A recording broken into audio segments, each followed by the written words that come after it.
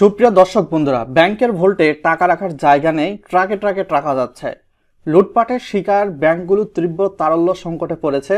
Bank লুটপাটের তথ্য প্রকাশিত হতে শুরু করলে ডজন খানেক ব্যাংকে গ্রাহকের টাকা উত্তোলনের চাপ সামাল দিতে পারছে না।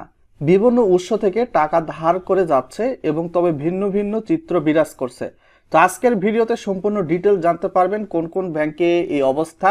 আমানতের চাপে কোনো কোনো ব্যাংকে টাকা রাখার জায়গা নেই। এ সকল ব্যাংকের অনেক শাখা বাড়তি টাকা কেন্দ্রীয় ব্যাংকে জমা দিচ্ছে, আবার ভল্টে রাখা সীমা নির্ধারণ করে দেওয়া হয়েছে। সংশ্লিষ্টরা বলছেন, প্রতিটি ব্যাংকের শাখায় ভল্টের একটা নির্দিষ্ট সীমা আছে। সীমার চেয়ে বেশি টাকা এলে কেন্দ্রীয় ব্যাংক তার সোনালী ব্যাংকের চেকপোস্টে শাখায় জমা করে। সরকার পতনের পর কয়েকদিন নিয়মিত কেন্দ্রীয় ব্যাংক থেকে টাকা নিচ্ছিল দেশের 61টা তফসিলভুক্ত ব্যাংকগুলো।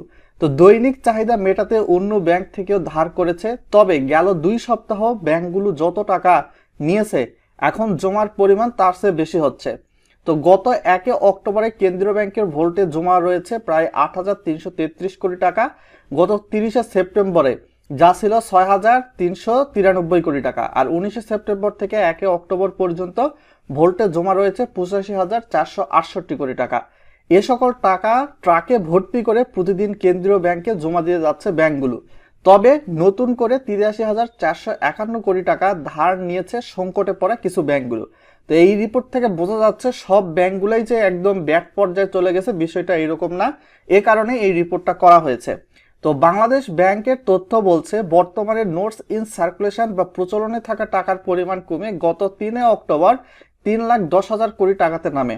গত 15 আগস্ট যা ছিল 3,22,061 কোটি টাকা। তো এইখানে কিন্তু আবার বলা হয়েছে, সাধারণত নোটস ইন সার্কুলেশন বা সাধারণ মানুষের হাতে বর্তমানে যে টাকা রয়েছে এই টাকার পরিমাণ কিন্তু 2,80,000 থেকে 90,000 কোটি টাকা, এইরকম কেন্দ্রীয় ব্যাংকের একজন কর্মকর্তা জানিয়েছেন। তো সার্কুলেশনে থাকা নোটের মধ্যে দৈনন্দিন চাহিদা মেটাতে সারা দেশে 11,000-এর মতো শাখায় ব্যাংকের ভোল্টে 16,000 থেকে 20,000 কোটি টাকার মতো জমা আছে। এবং সার্কুলেশনে থাকা বা সাধারণ মানুষের বাড়িতে বা পকেটে টাকা এবং সিন্দুকে টাকা রয়েছে বিভিন্ন প্রতিষ্ঠানে জানা গেছে।